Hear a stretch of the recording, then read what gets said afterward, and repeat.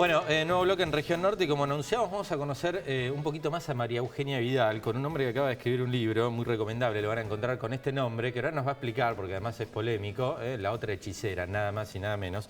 Lo hizo Ezequiel Spillman, que está con nosotros. Ezequiel, gracias por venir, ¿cómo va? ¿Cómo te va? Un placer. ¿Bien? Bien, muy bien. Contame, a ver, primero, te lo preguntaba recién fuera del aire, ¿por qué Vidal? ¿Por qué salís a contar la historia de esta mujer que a nuestro criterio se ha transformado realmente en un fenómeno político, ¿no? Esto es indudable. Mira, tiene que ver mucho con mi trayectoria periodística. Yo hace 6 años y medio que trabajo en Diario Perfil y siempre me tocó cubrir el espacio opositor, el macrismo en particular. Ella era ministra de Desarrollo Social en ese momento. Por mi trabajo me toca conocerla. Era una mujer bastante distinta a la que hoy pueden conocer. ¿Por qué? ¿En qué era distinta ella? Tenía un perfil bajísimo. Pesaba 18 kilos más, venía hace poquito de tener a su tercer hijo, a Pedro, con lo cual era una mujer totalmente distinta, era una mujer que no le interesaban las cámaras, tampoco pensaba en candidaturas, era más bien, te diría, no solo era la única mujer del gabinete en ese momento de Mauricio Macri, te hablo de 2010, primer gabinete de Macri en la ciudad, sino además que era una de las más jóvenes con Marcos Peña.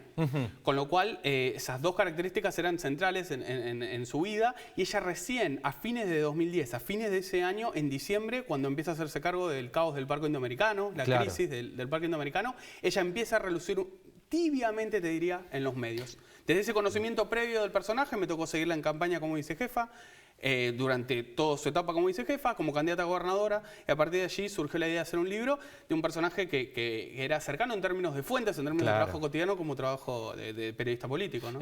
¿Notabas ahí en ella tal vez esta pasta o esto que ni ella se imaginaba, ser candidata en la provincia y terminar siendo gobernadora? Vos veías, digo, a veces está esa cosa de periodista que dice, acá hay algo distinto en este funcionario, en este dirigente, en este futbolista el que hace periodista deportivo.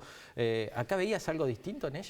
Yo lo que te diría ahí en ese sentido es, era una mujer bastante cercana cuando hablaba, esa cercanía que muchas veces se nota en las cámaras o en sus recorridas, ya lo era cuando era ministra, es decir, no está impostado, ¿no? Eso tiene que ver básicamente con su personalidad. Lo que te diría que veía distinto era una conjugación muy clara entre la técnica, la persona que sabe de lo que está hablando, en ese caso siempre el área social. En La otra hechicera se cuenta todo el desarrollo de cómo a ella se le ocurre meterse en los temas sociales, e inclusive todos los trabajos que tuvo en el Estado vinculados a este tema. Y por el otro lado, también una dirigente política, ¿no? Se veía, por ejemplo, su compromiso con Horacio Rodríguez Larreta y con Macri ya en ese momento, y también, obviamente, todo lo que tiene que ver con la pertenencia al PRO, ¿no? Vos pensás esto, después de la crisis del Parque Indoamericano, yo creo que a Macri ahí le hace realmente un clic con su ministra y termina eligiéndola como compañera de fórmula, ya en el 2011, como candidata a vicejefa, a pesar de que gran parte del gabinete prefería otras opciones. Fue una decisión absolutamente de Macri, ¿no? Y no fue una cosa que ella fue a buscar explícitamente. Le terminan ofreciendo candidato a vicejefa, ser candidata a vicejefa por estas características que un poco planteabas en la pregunta, ¿no? Claro. Vamos por los inicios de ella, los inicios políticos, porque el libro es tan rico que cuenta cuestiones de su vida privada y con los límites que esto implica, más allá de ser una personalidad tan conocida, que hace un libro muy enriquecedor. ¿Cómo son sus inicios políticos? ¿Por qué empieza, como recién decías, por el lado social? ¿Qué es lo que le moviliza a ella?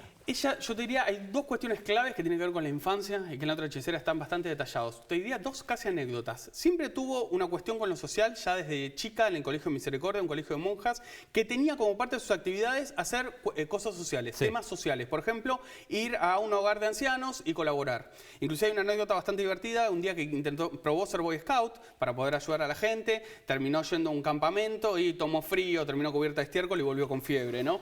Pero independientemente de eso, siempre le gustaron los temas sociales. Cuando ella empieza a estudiar ciencia política en la UCA, efectivamente, empieza a trabajar en una consultora de opinión pública donde le tocaba hacer encuestas. Ahora, no le tocó cualquier encuesta, le tocaba ir a los barrios pobres del conurbano bonaerense y preguntar a la gente por qué vivía, cómo vivía, etc. En ese momento ya hace un clic claramente y se da cuenta que para entender a esa gente lo mejor era trabajar con esa gente. Con lo cual, a partir de allí, ella empieza a trabajar en el Estado, empieza a trabajar primero en la Gerencia General de ANSES con Horacio Rodríguez Larreta, pero siempre dedicada a los temas sociales, empieza a estudiar vinculado al desarrollo de las poblaciones humildes, inclusive es quien hace el plan nacional del PRO de desarrollo social, ella siempre se encargó de esos temas, ¿no? Claro. Ellos son, ahora digo ellos, y ya te imaginas, voy por el lado político y su relación con Ramiro Tagliaferro, intendente de Morón. ¿Ellos se han transformado en una de las familias políticas del país o no? ¿Es uno de estos matrimonios hoy desarmados porque están separados o lo sabés mejor vos? Digo, ¿o cómo se define esa relación? Digo, porque al principio nosotros incluso hemos sido críticos, dijimos, ¿cómo se va a manejar? Ella siendo gobernadora y teniendo un intendente de un municipio. Con le pasará más fondos, ¿no? Lo primero que pensaste, le pasa más policías locales, le pasa más fondos para obras. Mira, en La Otra Hechicera hay un capítulo dedicado específicamente a la separación y obviamente está contado en detalle cómo se conocieron y algunas anécdotas muy divertidas de su primera salida en un Jeep beige, realmente todo rotoso. ¿El padre de ella se oponía a Tagliaferro? El padre de ella era bastante duro en general con todos los novios que ella llevaba. El primer día que él la pasa a buscar a ella generalmente, el acuerdo que tenía con el padre, el papá José Luis, cardiólogo, hemodinamista, trabajó en el Argerich, era... Pueden salir con vos, pero los haces subir al 5A del piso que tenían en Flores, me lo presentás y después salís. Ese día, ¿Ramiro subió? El primer día eran amigos de la UCA y el primer día que la pasa a buscar era un día de agosto, 1996, mucho frío. Ramiro usaba arito, pelo largo, campera de cuero y andaba en un Jeep beige que no estaba en las mejores condiciones y que como no estaba justamente en buenas condiciones, tenía endijas por las cuales entraba el frío. Sí. Ese día la pasan a buscar. Él le toca el timbre y lo espera abajo. Y ella no lo hace subir. El padre se asoma por el 5A de la ventana, ve a un hombre de pelo largo con una campera de cuero y un jeep con un motor que hacía ruido a 3 cuadras y le dice, ¿con eso vas a salir? Directo. Y ella le contesta, no, papá, quédate tranquila, solo voy a tomar un café. Ese día además tenía realmente, se había puesto una minifalda roja muy corta, con lo cual tuvo mucho frío. Y es una anécdota bastante divertida. A ver, el hecho de que ellos hayan sido amigos hacía 1 año y medio antes de que empiecen a salir, hablamos de una relación de 20 años, obviamente llevó a una separación, te diría, en muy buenos términos. Hoy todavía, no solo porque tienen 3 hijos en común, sino por la relación que tienen ellos dos, siguen hablando y me consta que hablan mucho y que es en buenos términos, independientemente de que él... Ya desde la época en que eran estudiantes, él siempre decía que quería ser intendente de Morón. Ella no decía quiero ser gobernadora cuando eran estudiantes, ¿no? Con lo cual hay una diferencia en ese sentido. ¿Y él es un animal más político, si se quiere, o era en ese momento? En ese momento él ya era militante del peronismo. Digo, sí, es un hombre que siempre se encargó de esos temas, ¿no? Ella siempre lo encaró más del lugar técnico, esto que planteaba recién, con los temas de las áreas sociales, de desarrollo social, ¿no? Pero él sí, evidentemente, era un hombre de la rosca política, por llamarlo de alguna forma, del conurbano, además. Ahora, este fenómeno que es Vidal en la provincia, ¿ya genera una línea, un vidalismo dentro de Cambiemos, del PRO, del macrismo, como quieras definirlo? ¿Hay una línea de gente que le responde a la gobernadora? En el libro yo cuento algunos casos de dirigentes, funcionarios, que yo te diría que ya a esta altura no son de Macri, sino son de Vidal. Son producto de ella. Si vos hoy tomás su gabinete, hay por lo menos 2 o 3 ministros que independientemente de su pertenencia a Cambiemos, al PRO, al macrismo, por más que se hayan creado muchísimos en la gestión de la ciudad, son de ella, pertenecen a su círculo y yo creo que sí se dio el nacimiento al vidalismo en el sentido de estos funcionarios que cuando vos hablás con ellos, claramente su lealtad número 1 es María Eugenia Vidal por encima de Mauricio Macri inclusive, ¿no? Ella se nota que es una mujer con una percepción social muy fuerte, vos que la conocés, que escribiste este libro, ¿cómo va a ser o puede dormir tranquila viendo la provincia que heredó, sin hospitales, la salud destruida, los problemas de inseguridad que hay, el flagelo de las drogas?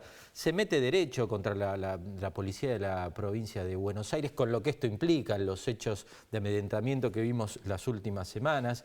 Digo, más allá de todo esto que hablamos, ¿le da la pasta, el coraje, la fuerza para encarar esta provincia que está complicada? Ahí te respondería con 2 cosas. Una, su historia siempre fue una historia de una mujer muy autoexigente. Muy autoexigente. Esa autoexigencia se dio tanto en el plano personal como en el plano de la gestión. En la escuela de Horacio Rodríguez Larreta, ¿no? Que hace broma fuera de micrófono con que tiene el mismo currículum que Vidal. Con lo cual es una mujer que está muy atrás de los temas de gestión. De hecho, hoy tiene 2 virtuales jefes de gabinete. uno para la gestión y otro para la política. Roberto Gigante, que es un hombre muy conocido y la gente seguramente no lo conoce, por ahí Federico Salvay un poco más, que es el ministro de Gobierno. Roberto Gigante es ministro de Coordinación y su trabajo es que se ejecuten las obras, que los ministros lleven todo a cabo, y ella está personalmente muy atrás de los temas de gestión. En ese sentido te diría que por lo menos va a haber un esfuerzo, me da la sensación de que va a ser un esfuerzo para mostrar una pequeña diferencia, aunque sea con algunas obras o algunas cuestiones tangibles. Creo también que de eso va a depender mucho su futuro político, ¿no? Digo, no creo que esté cindido su gestión de lo que sea su futuro político en el 2019. ¿Ella ya piensa en ese futuro político? Ahora, así como antes no lo hacía, ¿hoy ya piensa en ese futuro político? Te va a responder que no. Te va a responder seguramente las respuestas que me dio a mí, que es tengo que cruzar el río, que es una frase de su abuela, ¿no? Y yo te diría el río de la provincia de Buenos Aires, que es un río muy complejo. Peor que el Reconquista. No es para nadar, ¿no? Sí, sí. Pero bueno, en ese sentido te diría que sí, es una mujer muy ocupada de los temas y por ejemplo en el tema de la reforma bonaerense, que es un tema que venimos siguiendo en el diario Perfil y es un tema que se aborda también en el libro, está muy determinada, está muy concentrada en seguir adelante con la reforma a pesar de las denuncias, de haber tenido que cambiar a su jefe de custodia, de que a su ministro de gobierno le hayan entrado a la casa, a pesar de resistencia de cierta parte de los comisarios, está muy decidida a seguir adelante. ¿No tiene miedo en eso? No, o por lo menos la procesión muchas veces debe ir por dentro, ¿no? Claro. Imagino, pero en ese sentido, a ver, su historia política ha mostrado que en ese sentido ella casi a veces se enamora de los conflictos. Muchas veces la tienen que sacar de los conflictos y decirle, te tenés que cuidar un poco la imagen, correte, ¿no? La frase con que arranca el libro es: a María Eugenia Vidal nunca le gustaron las cosas fáciles. Y su historia política lo indica claramente porque, por ejemplo, cuando fue vicejefa de gobierno, se transformó en la vocera de todas las crisis. El tornado, los cortes de luz. Cada vez que había un conflicto grande en la ciudad, para preservarlo a Macri, la que salía a hablar era ella. Sí. Con lo cual, en ese sentido es donde veo que por lo menos va a haber una batalla de parte de ella con respecto a algunas cuestiones estructurales de la provincia. Contás de una pelea con Joclender, ¿cómo fue eso? Eso pasó en el año 2008. Ella asume 6 meses después, asume en mayo de 2008 al Ministerio de Desarrollo Social porque había tenido a Pedro, a su tercer hijo, sí. Pedro ahora debe tener 8 años. Entonces le pide a Macri, por favor, que le dé un changüí, que le dé un tiempo para poder crear a Pedro en los primeros meses y asumir como ministra. Asume como ministra y una de las primeras cosas que hace es empezar a recibir a todos los referentes sociales. En ese contexto, una de las primeras visitas que tuvo fue la de Sergio Joclender, que no es el Joclender de hoy. Es el Joclender que tenía realmente mucho poder. El gobierno nacional le había dado muchísimo dinero, manejaba millones y millones de la Fundación Sueños Compartidos. Y subió al segundo piso en el edificio donde estaba María Eugenia Vidal. Vidal lo recibe con Federico Salvay. Sí. Todo vestido de negro. Anteojos negros que no se los sacó para la reunión, con una mujer que nunca supieron quién era porque no se anunció. Se sentó y le dijo: bueno, tenemos que arreglar el tema, era un tema de viviendas sociales en la Villa 15, arreglemos este tema porque si no vas a tener un conflicto social muy grande, le dijo a Vidal. Vidal, 34 años, otra persona, lo escuchó, dio una serie de argumentos, porque bueno, estuvimos haciendo una serie de cuestiones, una serie de casas, eran viviendas sociales. Y Vidal le responde: mira, tenemos que hacer una auditoría, yo no te puedo liberar los fondos. Pero se dio todo una situación bastante compleja porque en ese momento Joclender insistía con que iba a tener un conflicto social muy grande si no liberaba los fondos que efectivamente él quería, ¿no? Claro. Una situación complicada. Ya con amenazas, así. Lo último, cuando cubriste la campaña de ella, esta gobernadora, ¿no? ¿Vos notabas que podía ganar? Porque para muchos era imposible. Era, ¿cómo hace esta chica? Con todo el respeto del caso, pero lo que se decía en la calle. Muchos decían, esta chica, que muchos le decían Heidi, que de Heidi creo que no tiene nada, le va a poder ganar a los varones del conurbano, le va a poder ganar al peronismo, a Aníbal Fernández, y arrasó en la provincia directamente. Vos en la campaña, ella sabía que podía ganar, decía, bueno, vamos por una patriada, y después sí se mostraba entusiasmada en los medios, pero por bajo decía, iba a ser difícil ganarle a estos muchachos. Yo te diría dos cosas. Una cosa es lo que ella decía on the record en las entrevistas, otra cosa es lo que yo creo que ella sentía, y estoy seguro que sentía. Ella tenía la esperanza de hacer una muy buena elección o hacer una elección digna. Y más después de las primarias, que creo que ahí se da como uno de los quiebres más grandes, que es cuando es la candidata individual más votada y le queda enfrente a Aníbal Fernández. Ahora, si vos indagás un poco más a fondo, ella no estaba convencida de ganar. Digo, vos pensás que la candidatura de ella a gobernadora bonaerense nace de una necesidad que tenía Macri de tener alguna figura en la provincia después de que Michetti le dice que no, que Massa hace una elección excelente en el año 2013, y sin un candidato a gobernador fuerte. Ella nace de una necesidad, no nace como una figura, excluyente para decir, bueno, le instalamos en la provincia para que ella crezca. Claro. Era para no tapar el crecimiento de Macri. En ese contexto te diría que ella empieza a convencerse de que puede llegar a ganar sobre el final llegando a octubre. Ahora, no estaba convencida, claramente, y yo creo que el mismo día del búnker todavía no estaba totalmente convencida. Hay algunas anécdotas muy divertidas de ese día en el búnker, donde entre otras cosas ella decía, no quiero ser Pinky, por la vez en que anunciaron que Pinky había ganado en la matanza y no fue. O, por ejemplo, Lisa Carrió agarrándole la mano al padre y diciéndole, le ganamos a estos imbéciles cuando vio los primeros resultados de Videograph.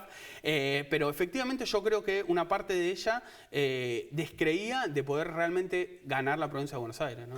Todo esto y muchas anécdotas más están en La Otra Hechicera. El lío que habrás hecho con este nombre, ¿por qué le pusiste este nombre? Me parece que debe haber algunos más por la rosada que deben estar muy enojados, ¿no? Sí, la primera hechicera, para que conoce más o menos el casamiento de Mauricio Macri, es como denomina el presidente a Julián Aguada cuando se va a casar y dice la hechicera mágica. Yo creo que la otra hechicera, la otra persona fundamental para que Macri esté en la Casa Rosada fue María Eugenia Vidal, la elección que hizo en la provincia de Buenos Aires, y cómo también irrumpió en la escena política de manera determinante. Por eso la otra hechicera también, ¿no? Es un juego un poco provocador para el libro. Así es, no se lo pierdan, búsquenlo. La Otra Hechicera de Ezequiel Espino. Ezequiel, un gusto, gracias por haber venido, un placer. Gracias.